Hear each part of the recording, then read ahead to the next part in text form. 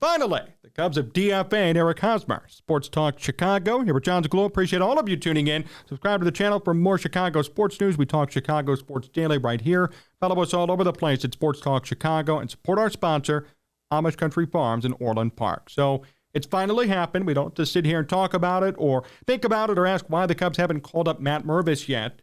Eric Hosmer has been designated for assignment. And according to some in the media, one article I read today, it said that this could be the last we see of Eric Hosmer in Major League Baseball. Now, that might be an overreaction, but Eric Hosmer has not played well in about 5 years, and now with his contract being up and nobody wanting him, it could be coming to an end, unless he's willing to take a minor league deal elsewhere. Hosmer this season for the Cubs only played in 31 games, got 100 plate appearances, and hit .234. OPS plus of 68, one of the worst in baseball. Last year was 77 with the Red Sox, 107 overall. The last time Hosmer was, well, let's say amazing, was back in 2017.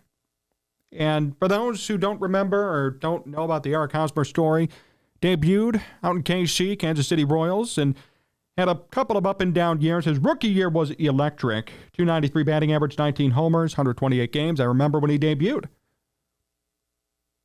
And slowly but surely, had Eric Hosmer kept on the pace in which he did with Kansas City when he got to San Diego, now Chicago, he could have been a borderline Hall of Fame candidate. Even at this point, 33 years old, almost 1,800 hits. I mean, he was on pace to kind of get to 3,000 if he played his cards right. Obviously, he did it.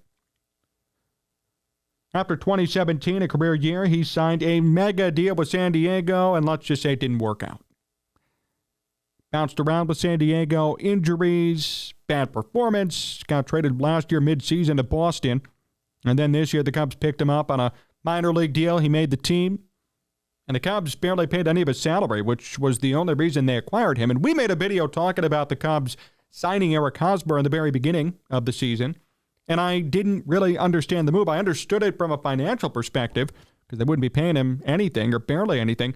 But I didn't understand it from a productivity perspective. They had Matt Mervis in AAA. Matt Mervis last year hit 35 home runs, and this year was mashing again in AAA. Now he got called up. They already signed Trey Mancini to a deal. Trey Mancini a 3-year deal, and he plays first base and DHs. So why sign Eric Hosmer? What are you going to get out of Hosmer that you weren't getting before? Yes, he has a good glove, won a couple of Gold Glove awards, but this year's WAR was negative .3. So even his glove wasn't saving him productivity-wise to allow the Cubs to keep him. Why did the Cubs make this move? I have no idea, but I couldn't be more happy he's been DFA'd. And I know that sounds heartless, but he's sucked this year. He's horrible. Just a couple of weeks ago, I went on Twitter and I said, where is Matt Mervis? Cubs just called up at that time Christopher Morel, which I had no idea why he even got demoted in the first place. He has 7 home runs in 10 games as of this taping.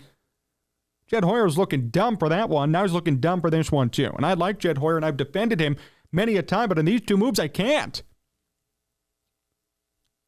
How do you start off a season paying Trey Mancini, paying Eric Hosmer pennies, and not calling up Matt Mervis, who just hit 35 home runs in AAA? He's 24 years old. What are you waiting for to call him up?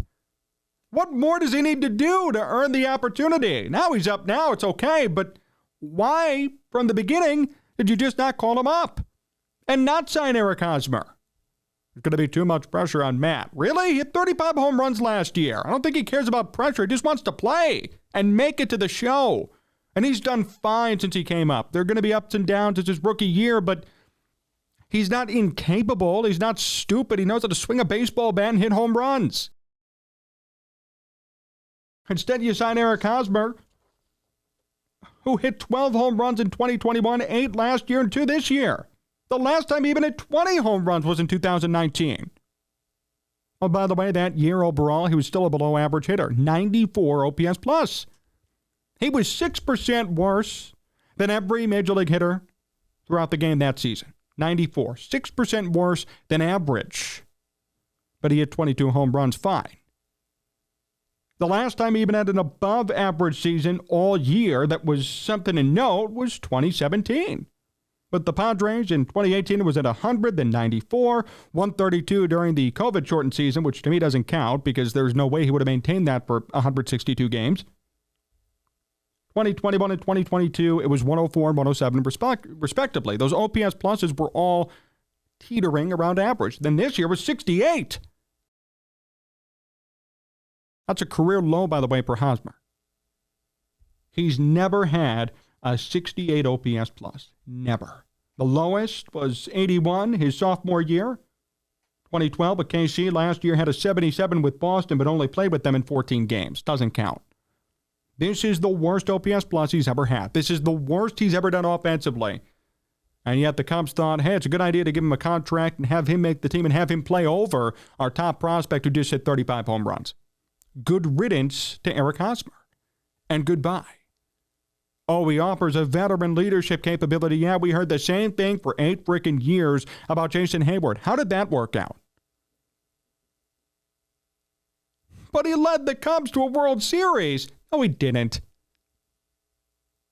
That speech during the rain delay meant something, I guess, but I don't remember the Cubs paying him $180 million to give speeches in the locker room during a rain delay. Supposed to play, didn't. Eric Hosmer the same. They have to stop signing people who are just washed and past their primes. Eric Hosmer 10 years ago would have been a decent signing, like San Diego thought that they were going to do. 7-year deal, Hosmer coming off the year of his life. 882 OPS, 318 average, had 192 hits, was on his way to potentially 3,000 hits if he played his cards right, and stayed at the same productivity level. They thought they were going to get a Gold Glove caliber first baseman hitting 300 every year, hitting 25 home runs, and could make history in their uniform. They got none of it. Why did the Cubs think, okay, we'll get something out of him now, at 33 years old, when he hasn't hit a baseball well in 5 or 6 years? Not a good move, not a shrewd move by Jed, and it makes sense as to why this one didn't work out. I don't feel bad about it. I mean, this is ridiculous. How do you make the conscious effort to sign somebody like this when you have a top prospect in your system waiting, just waiting for a chance, an opportunity? This news broke on Twitter by MLBTradeRumors.com, great website, and the reaction was viral. I mean, it got like 100,000 impressions in an hour. Everybody knows.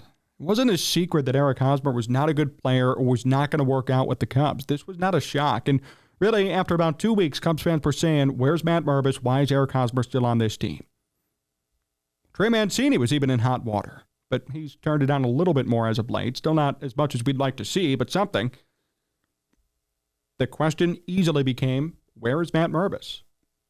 Fair question. Now he's on the team, and you kind of knew when he got promoted, Eric Hosmer's days were numbered. He was pinch hitting for the past 2 weeks, just getting opportunities here and there, and eventually now he's been cut.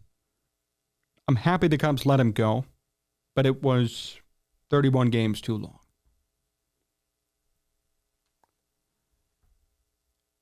Eric Hosmer needs to rethink what the rest of his career, if at all, is going to look like. He needs to go through some major improvements. I don't think he'll ever be what he was once before, but what he's doing right now is not going to cut it. I wish him all the best. Truly, I do, from my heart, because he was a great player. He was something to see, a sight to see, and he played a big role in the Royals winning the World Series in 2015 as well, and making it in 2014. He was a big piece. But it's clear that his time is over. And kudos to the Cubs for finally making the, I would hope, easy decision to let him go. Thanks for watching today's show here on Sports Talk Chicago. Big thank you to John Meadows directing and producing, to all of you for tuning in, and our good sponsor, Amish Country Farms. Hit us up all over the place on social media at Sports Talk Chicago. Follow the podcast at Sports Talk Chicago, and subscribe to this channel for the best Chicago sports news in town. So long, everyone.